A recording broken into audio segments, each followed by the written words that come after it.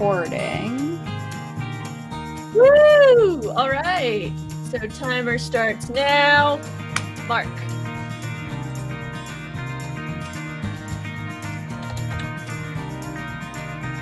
Hi. Hi. I'm Ford. And I'm Sky. And now I'm She's pushing clicking. Don't buttons. mind her. She's clicking buttons. And now I'm pushing buttons. So those aren't our real names. We together form the writing partnership of L.Skyford. So, just it's not a real name. So just go with it. So here at L.Skyford Live, which is where you have landed and will be with us for the next minutes, we, take these short little moments to talk about other book things. Book birthdays, go check out last week, no, 2 weeks ago, our book birthdays episode. For February, we'll talk other book news, and today we're doing ourselves a book review.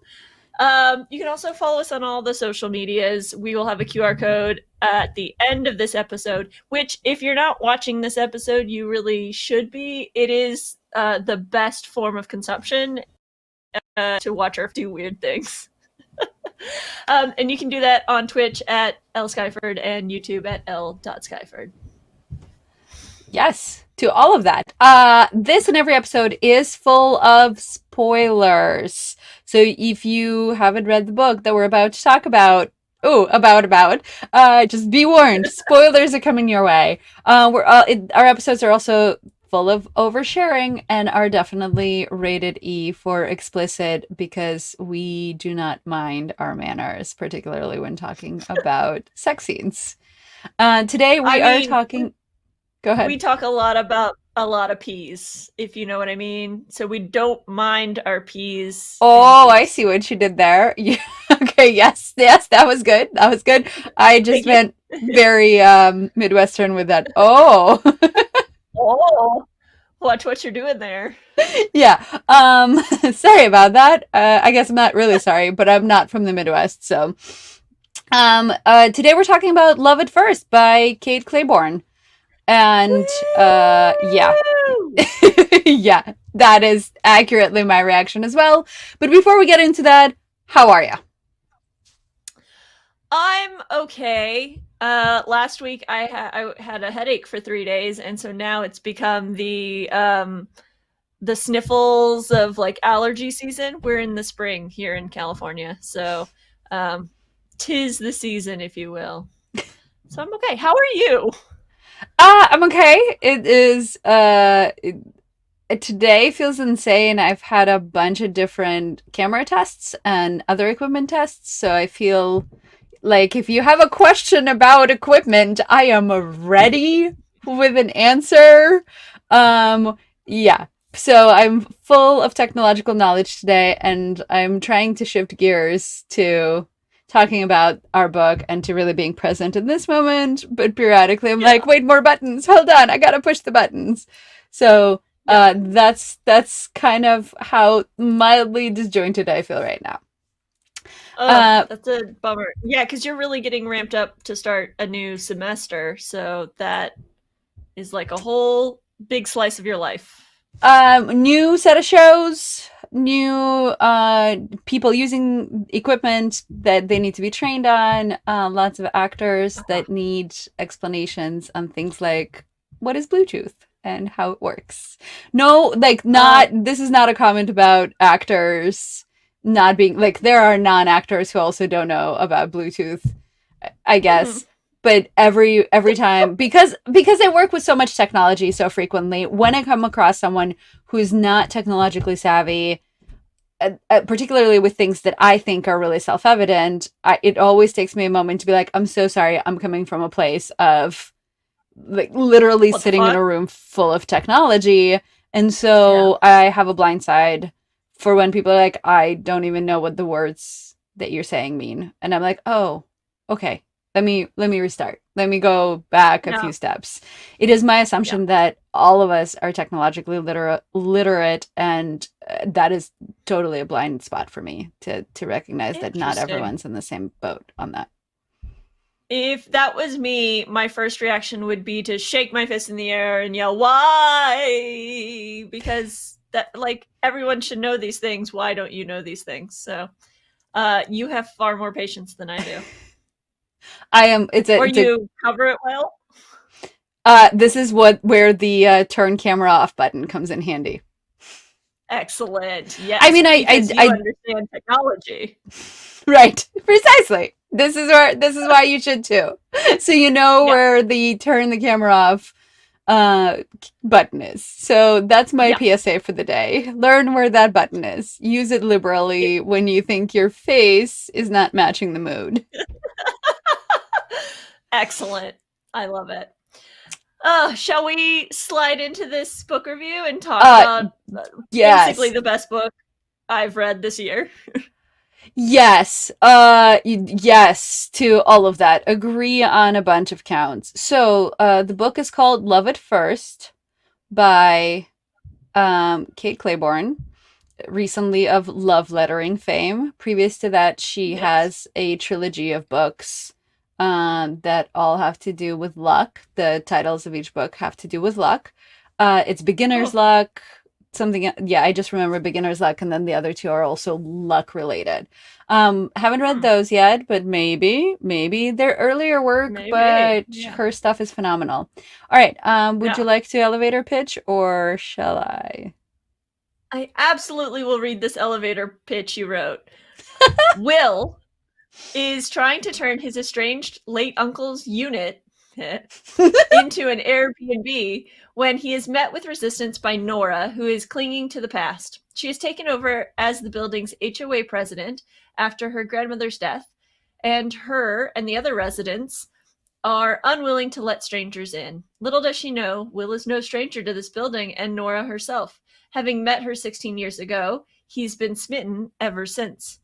Now she wants to hate him and everything he stands for, yet she can't help wanting to see him again. I don't know why, but I just wanted to go bum bum bum at the end, but that's No, not the right no, tone. it's more of a La la la la. thank you. I was like, I'm not singing. That's not happening. But yes. Um Yeah. yes. How did I do? Elevator pitch wise? Did I cover It's a bunch?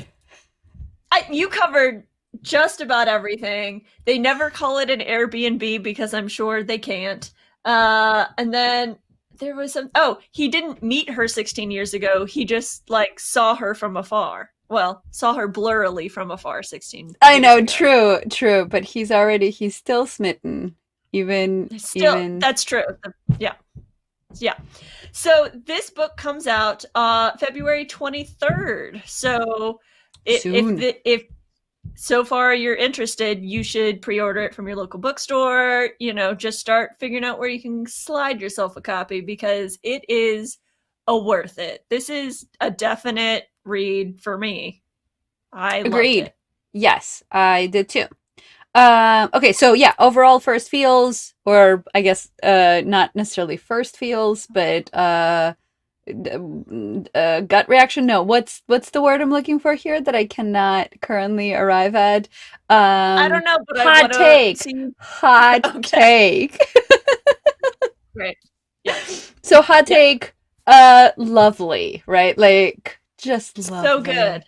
lovely. It So we read this now at this point a few weeks ago, and it still kind of sticks to me. It still kind of clings to me. The the writing is just so incredible. Uh, and her voice for Nora is so quirky. And there's imagery throughout that just like will come back to me in my everyday life. I think I told you I found myself staring at my solitary backyard tree and just thinking about the book. So it's fantastic. One of the things I wrote some notes for myself, and one of the things I wrote is that it doesn't feel like love lettering at all. It felt like a completely different writer voice. But as I kept reading, I go, no, this is Kate Clayborn. Like this is like solidly beautiful writing. So yeah. Yes, I agree. I also have a very clear impression of them still. There are definitely books that I read that I'm like, what were their names again? And this isn't one of Mm-hmm. them. There were several moments that grabbed me emotionally, like that weren't just words on a page. Yeah. And that is the way in which love lettering was the same for me, is that love lettering also had those moments of genuine human connection that surpassed just words on a page. And that's, Yeah. I feel like that's the impressive part here. Let's talk about Yes. tropes. Let's do it. Tropes. There are some Sure. tropes in this. It's a All right, so it's a romance novel. It's got to. all right, most self-evidently, love at first sight. Yes. Or in Will's case, love at first sound because he was too blind to see her from afar. Yes.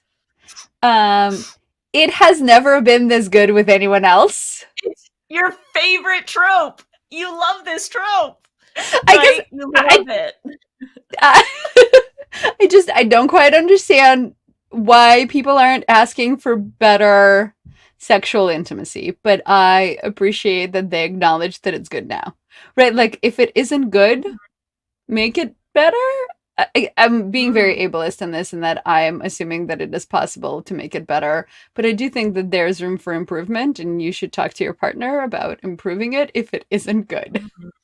Mm. Interesting. I don't This, know. I always read that as like it's like the shimmery moments of like first touches and first moments of intimacy that in my experience just eventually fade into contented partnership. So it's the spark and the spark it that's how I always read those moments. I was like, yeah, let's do this. Let's see this scene in a year. Is it gonna be all sparkly fireworks and shit? Let's get into it. well, there is a scene a year later, and apparently Yeah, it is still as shimmery as it is in the first rude. one. Just rude. Okay, so they are soulmates. There's like an Sure. implication that, right, like without seeing her, without being able to see her, he was struck by Cupid's arrow. He was How completely. editorial of you. That's where I'm at. But right, like he clutches his chest and like and Mm. feels it in himself. And In so his yes, soul. in his soul, they're soulmates. They know it even though they don't know it. Which right, like not to be the grouchy person in the room who doesn't believe in soulmates, but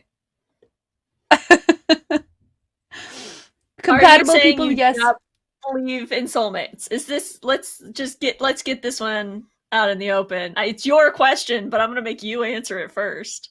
I don't. Not in the traditional. There are two halves of a whole that need to be combined back together. No, Mm. I do think Mm. that there are people that you meet that are meant to be the people in your life, Mm-hmm.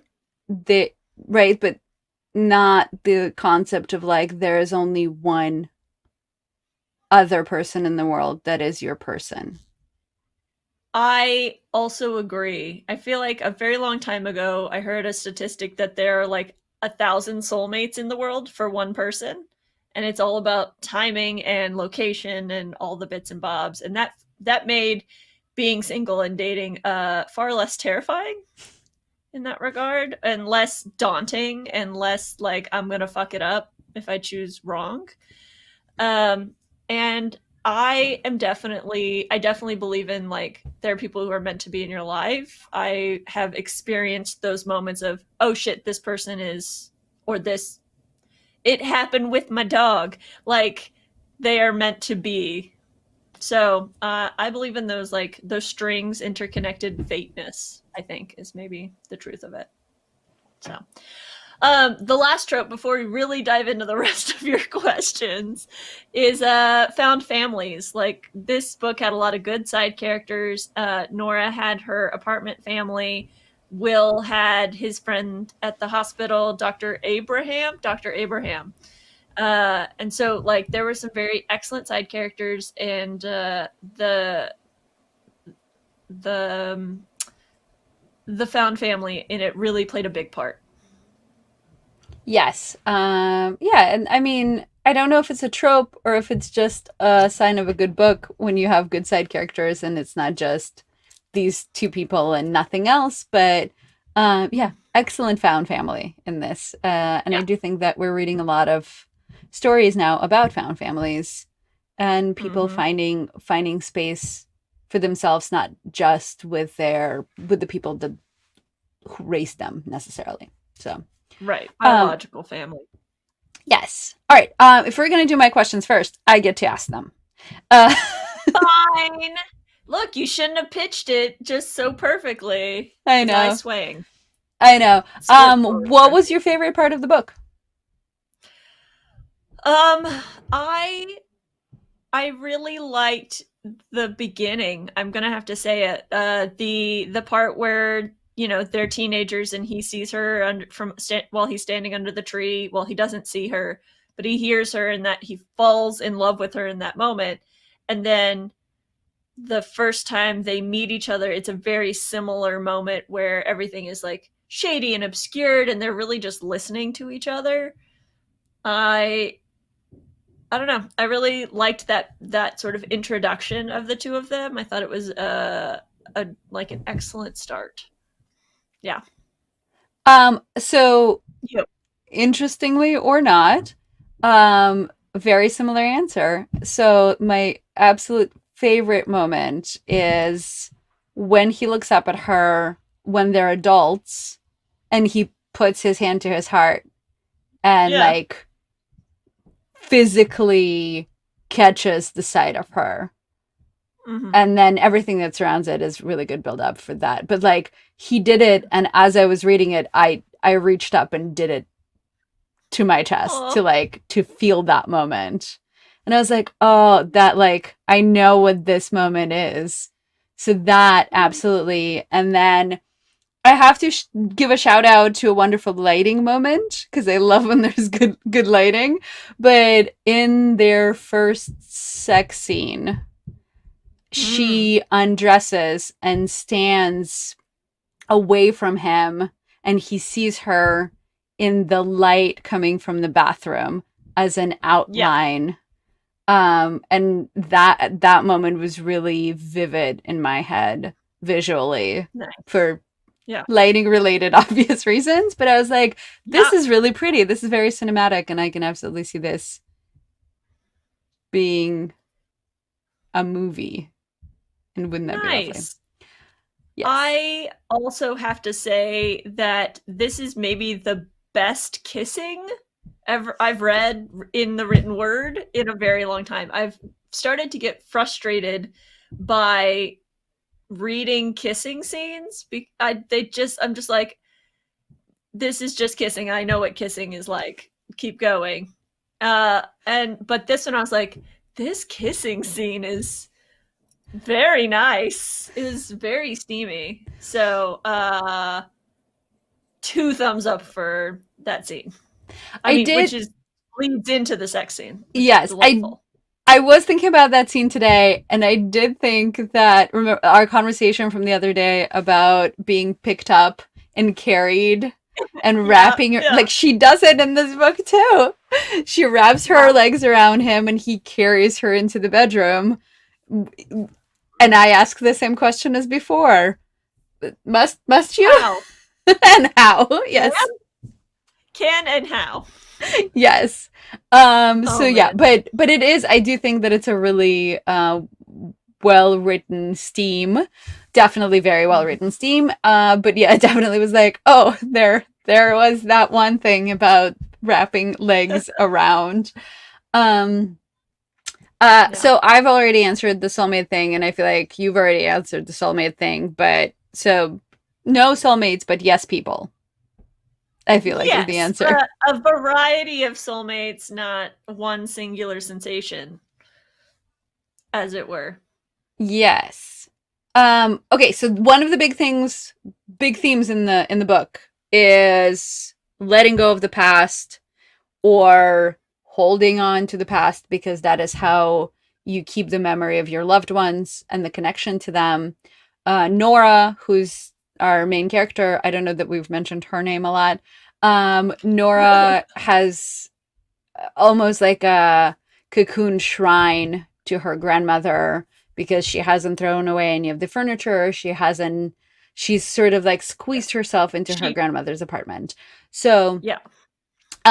so my question for you is, are you the type of person that holds on to those mementos and would have been Nora like in your unwillingness to dispose of like an old bed or a 90-year-old lamp? Maybe not 90. That lamp is probably not It that was old. it, it was Italian. It It was was Italian. from Italy. I It's really from want to Italy. say it says fragile. It must be It Italian. must be Italian. Um, my family, like my mom and I moved around a lot, so we were very nomadic. So we didn't really, I guess, and yet I'd say we didn't really keep a lot of things, but my grandmother kept a lot of things. She was the the the and she did all the genealogy stuff for our family. She made the quilt. She kept the quilt. She had all the babies. Like she was the one person who never really moved, and so she had all the stuff. Um, I think so. I'm a little bit of both. I'm a little bit sentimental, and there are things that I have and I've kept. But I also find myself after a time being able to let a thing go. I don't keep cards. I'll keep a card on our fridge for a year, and then every New Year's we do a purge. Um, and so like every now and then I'll find a thing, and I was like, oh, I remember what this meant to me, but I don't need to keep it now. So a little bit of both. A little bit of both. How about you? I I think my answer is similar insofar as I do not have a lot of physical mementos of my childhood because there aren't any.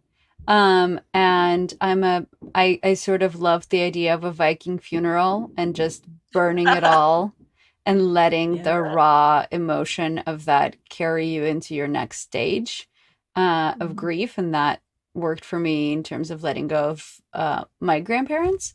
Um, there are certain things so I will keep like one or two things. Yeah. And then, but ultimately, I do not keep things, though it has recently really made me realize how much I rely on my memory to keep people. At funerals, the in the Jewish faith, people will say, and may you live a long life to the people who are grieving, and that is meant to say may you live a long life so you can remember this person for a really long time because Yeah. that is the true like gift of keeping that person alive and not the chair or the candlestick or whatever it might be. But it does imply that your memory is going to be solid essentially, right? So Right. Right. not that I have a history of memory illnesses in my family, but that doesn't mean that it isn't a thing to worry about. So, just in case I need an extra stressor, now I'm stressing about whether or not my memory is going to give out. Well, uh, cool. I can't help you there. Like, I, I think that is the way it's supposed to be, though. Like, not everything can be, you know, memorialized eternally. And I think some people strive for eternal memorialization, but I think some of it is a Viking funeral. I'm sorry, I really need to take this very serious and very genuine moment and ruin it completely because you just said a nihilist thing. Not Look at me everything go. is meant to be eternal. Some of Yeah. it is just meant to be dust in the wind. And yeah, I Yeah. find comfort in that. I don't worry about that too much, I guess. I mean, Yeah. I take it in reverence, but I am comforted by the fact that we are stardust, and to stardust we will return. Nice. That's brilliant. That so good. I realized that I've gotten better as I've gotten older about being less sentimental. For example, on New Year's, we got down the good champagne glasses and did our champagne toast at midnight. And then they sat on the counter for 3 weeks because no one wanted to hand wash them. And then one of them was broken. And these were glasses that my mom had bought and she had put in my dowry. We're going to say dowry because that's just the easiest way to say it. Like they match all the silverware, that it's a whole matching set. But now one is broken. And I was like, oh, that really sucks. That really sucks that that happened and that I didn't, take the time to wash it or whatever, and that it happened and it got broken. But I didn't lose myself in it as long as I would have a long time ago. So it's just a glass. So there we go. Nihilist. You're slowly turning me into a nihilist. And I like it. My mom would be proud in her truly Oh, nihilist tendencies. fantastic. I accept. I accept the mantle. Okay, so my questions, are you ready? Yeah, go for it. Okay. Mine are not quite as deep as yours. So Sorry. I went it's places. okay. You went real deep and I was not in that headspace when I wrote mine. Okay. Chicago. So this book is set in Chicago. Do you have a favorite Chicago landmark? Do you even like deep dish pizza? I do not like deep dish pizza. However, comma, I do not like pizza. So don't at me about that, I guess. You can't change my mind. It's too much dough, not enough protein. Well, uh, I didn't know this about you. I feel like our whole friendship has just spun on its axis. Okay. All right. So Wow. that's my story on pizza. Favorite Chicago landmark. I actually got to spend some time in Chicago a couple of years back, and I went to the Cubs game, and we got these standing room only tickets, which I didn't even know existed, and we were really close to the field, because that's where the standing space is, and they stretched out the flag for the national anthem at the beginning of the game, and I was so close to the field. This flag is humongous, and this experience of just being that close and Cool. hearing that, it's a cool field. I secretly want to visit all of the baseball stadiums. I know it's an extremely Americana dream of mine, but there it is. And so this ticked a box. I like the neighborhoods. I met a bunch of people who have morning routines to go get coffee before their day starts, and I really dug that there was this cozy neighborhood field. I met this dad and his little son, and I would be like, okay, I've now met you at 3 different coffee shops, we're meant to know each other's names. And then I was like, also, I need pastry. Where do I get pastry? And he gave me directions to an amazing pastry shop. So that more than the Sears Tower. Though I, of Yeah. course, am aware of the Sears Tower, but so those are my Chicago joys. Nice. Yes. That's awesome. I did a show there and we must have had a day off because I went and did the touristy stuff. I went to the Bean. I walked around. Is it called Millennium Park? Mm-hmm. Mm-hmm. I walked around the park. Um, yeah, up and down the rivers. Like I just walked around. That's what I like to do when I go visit a city, is just to walk around and experience it and get the vibe of the place. So I did the real touristy stuff. But I also, I liked Oak Park. Like I liked, yeah, visiting the neighborhoods. Cool. Um, all right. So Nora and Will have a little bit of a secret relationship going on for a while that they're hiding from the other residents in the apartment building. Uh, do you like this trope? Do you find secret relationships like a titillating idea personally, or what? I forgot to put this in the tropes that they have a secret relationship. Because, of course, yes, it's a trope. So, I am a no bullshit person. So, I don't find, like, the moment you start hiding me is the moment I want to know why you're hiding me. And whether or not you're, like, what else are you hiding and from whom? So, Mm, I don't, like, honesty is the bedrock of the relationship for me. And I realized that they're not hiding it from each other. They're hiding the relationship from their family. And but it, no. So hard no for me. But yes, I can go yeah. into more details. But basically, the first rule of every relationship that I enter is just tell me, like, whatever it is, good or bad, telling me is the bravest thing you can do, because chances Yeah. are I'm just gonna lean into it with you instead of being mad about it. But if you don't tell me about it for a hot second, then I get to find out, and I've been in that boat, and that is a terrible boat to be in, to like find out that someone was hiding something from you, especially if it's been for a while. And Mm-hmm. uh, it's a Yeah. no, no dice. Yeah.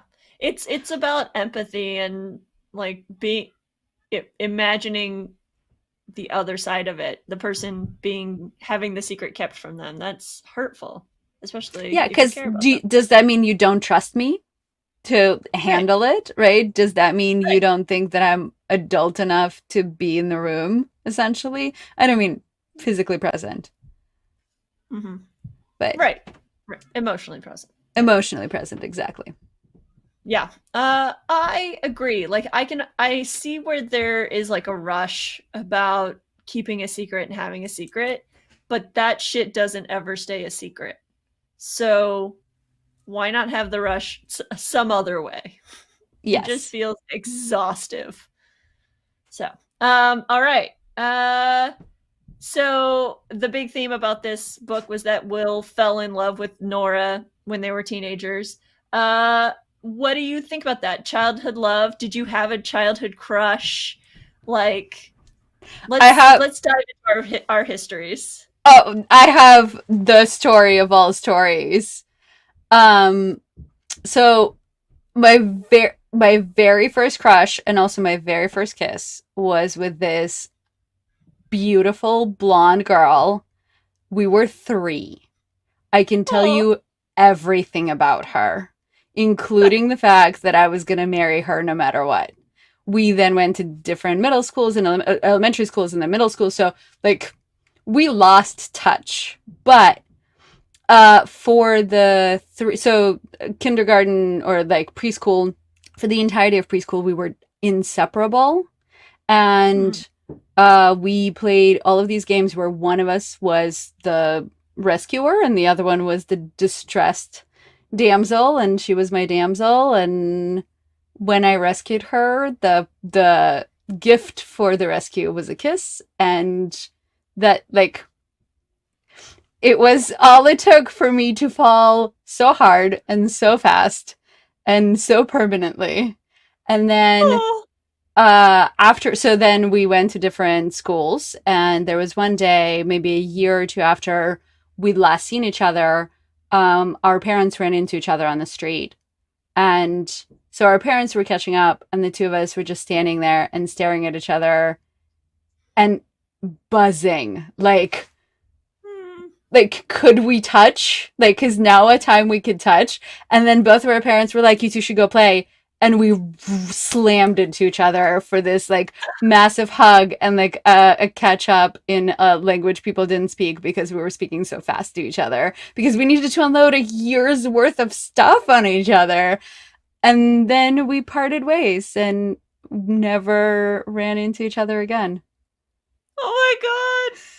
Oh, that story is everything. That story Yes. is all the things and everything. I So know. I'm Yours? sort of no, I'm still shipping your 4-year-old self. Give me a minute. I'm here for it. Like I don't know, I remember having a crush in kindergarten, and I think he was also blonde. I was his name Justin? I don't remember. Um I have no earthly clue. I do remember my like hormonal teenage crush. My first hormonal teenage crush was forever and will always be Jonathan Taylor Thomas. I was full Tiger Beat, full on bop, American teenager, uh, TV star crush girl for a while. Yeah. So Jonathan Taylor Thomas, JTT. There you go. Yeah, I don't know who that is, and I will Google it later. You should. You won't get it now because you aren't 13, but Right, right. delightful, delightful. It's just that whole, there's a whole era. It was him and like Devon Sawa and oh gosh, who am I forgetting? Please like come into our comments and be like, who am I forgetting from this? I think like Freddie Prinze Jr. was in that squad. So I can't Renfro, something Renfro. Yeah, it's good times. There you Lots go. of young hunks. Freddie Prinze Jr. is the only one of the people you named I can picture. Sure. I'm gonna blame all of this on my foreignness, but We'll that's catch you that's up. We'll catch you up to thank you. our generation's teenage heartthrobs. Perfect. I just realized that we haven't talked about the cover because Oh, I haven't yes. brought up the cover. Let's So show hold people. on. Here is there we go. Here is the cover. So Um, cute. I love that there's enough detail in this where like the two windows are lit up, that those are their windows. It is very Mm-hmm. cute. I like it very much. I think that an excellent job was done with these. I turned Um, the LEDs on behind my camera. Are that they match that purple because I wanted to be thematic, darling. Very nice, very nice. Yeah, it's a great cover. So again, shout out to whoever read this book before they designed this cover, Yeah, because it does seem that way. Yeah, sorry about that. I was like, wait, we haven't looked at the cover. We usually do that at the beginning, and it usually hangs out with we do us it at for the the whole beginning. time. Yeah. I got swept Well, now away you in have it in the excitement. and the yeah, and then the grief, and then the love. Yes. Yeah, yeah, everything. Um, that's kind of all of I have. Like, we could talk about the side characters, but honestly, just this is a must read. Gotta go forth and do, and find joy because it's great. Yes, Yeah, same, yeah. agreed. You've said it really well. It brought up a lot of grief for me, a lot of thoughts about how I process, but it didn't make me depressed. Like it made me Mm-hmm. reflective. And Mm-hmm. then I do think that the other thing I feel like I should have put in the questions for maybe tropes is a dramatic um so there's this grand gesture uh declaration at the towards the end, after the black moment, there's this grand gesture. I feel very uncomfortable with great grand gestures. I felt very uncomfortable for him when it was happening. But that's a Mm-hmm. personal choice, right? That's my personal preference for grand gestures. But then I did think so. Okay, definitely spoiler now. Thoughts on the proposal? Thoughts on the like he did all these things, but she was essentially in on it, or at least Mm-hmm. she deduced where it was heading. Um, Yeah. what do you like? Are you a surprise proposal person? I was surprised proposed to, even though Finn thought I was dropping hints the whole time, and I was like, "Nah, I just need something legal. So if you get injured, I can go to the hospital. I didn't need like the whole thing anyway." So I was emotionally prepared. I was not in the moment prepared. So that's a good story for another time when I really feel like going through it, because it's a little embarrassing for me. It's a lot embarrassing, this story. Anyway, I thought it was great. In fact, the other day I had a Mary Oliver book of poems in my hand, and so I just sat and like read a couple of them because she gets a shout out in this book. So it's got poetry in it. It's just so stinking cute. Um, yeah, I thought it was cute. I thought it harkened back to their relationship and things like that. Yeah. Yeah. How about you? Um, I don't like anything that is a surprise. Sure. I Yeah. like to stay in Yep. control a lot. So I think so I don't, I guess this is the distinction. I don't mind a grand gesture if I am in on it. Like if we're Mhm. together doing something extraordinary, and if I'm aware that the gesture is happening, and maybe I helped plan it, or maybe I just know that this thing is coming my way, like then I can really be in the moment. But if Yeah. it is a complete surprise that takes the feet from under me, I am so disoriented by a lack of Hmm. control that I don't know that I can fully be like, this is amazing, as opposed to being like, wow, no. Yeah. Not for a Yeah. while. Yeah. Yeah. And I know friends who've taken surprise vacations. And I'm just Yeah. like, nah, nah, uh-uh. No I way. find this really Absolutely no. funny because you wrote the surprise vacation in our book. But just because I don't like it doesn't mean others don't. Delightful. Yes. I would be down for a surprise vacation. However, I need to have packed everything. So I need to know what kind of weather I'm packing for, what sort of activity level, like all the bases need to be covered. I need to be in the loop somehow, or someone needs to be in the it's Yep, I understand the need for control. I'm coming to realize I get that. Yes, it's great, except right. So in theory, it's lovely the like the being completely in the dark about something, but in reality, for me in particular, I just yeah, I prefer having. I don't need all the details, but I need a heads up, and Yeah. particular if it's something that you're going to spend a lot of money and energy on.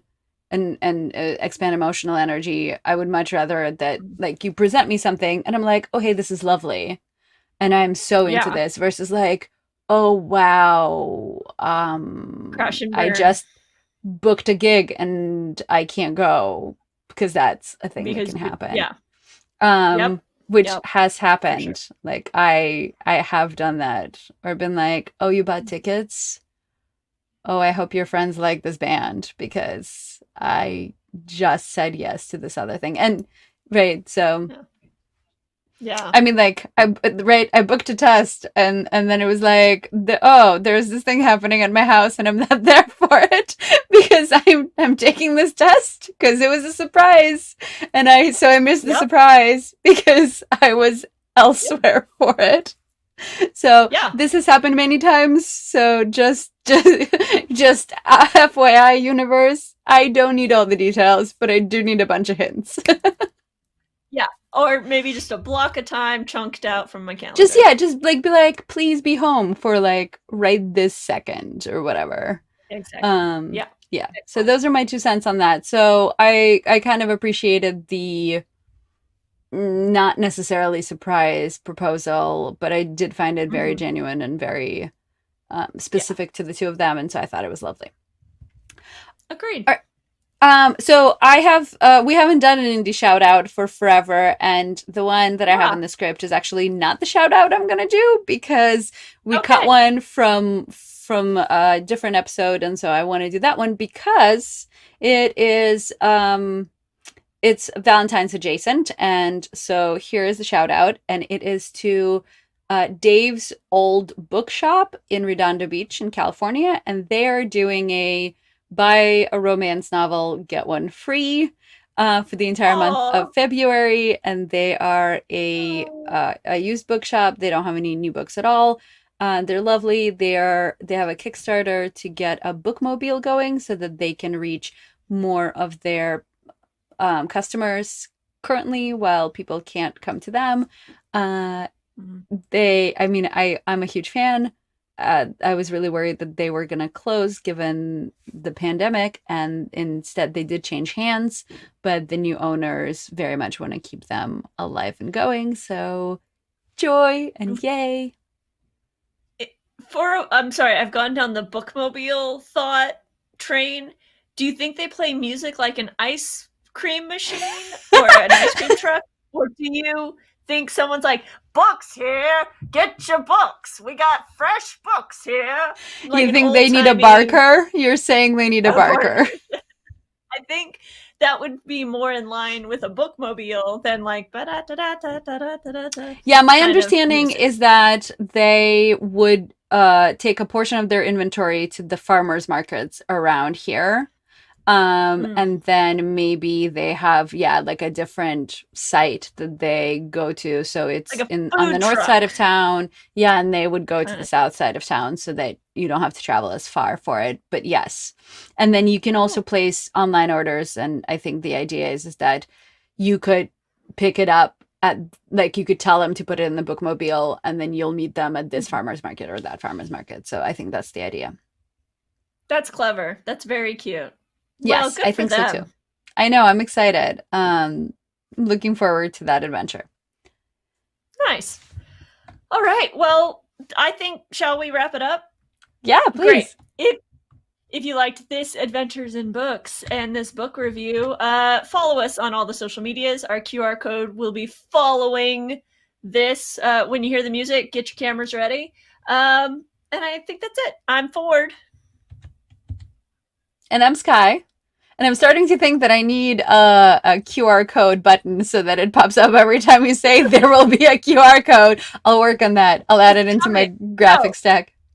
no, just wait for it. Patience is a virtue or something. I don't have So any, that's it. but it's been lovely chatting about love at first. Absolutely. Books here. Get your books here.